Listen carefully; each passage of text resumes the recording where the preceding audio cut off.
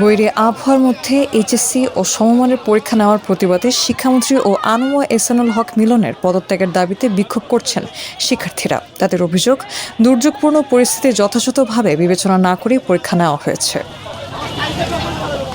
পূর্ব ঘোষণা অনুযায়ী আজ রাজধানীর সায়েন্স ল্যাব মোড়, উত্তরাসহ কয়েকটি গুরুত্বপূর্ণ স্থানে অবস্থান নেন শিক্ষার্থীরা।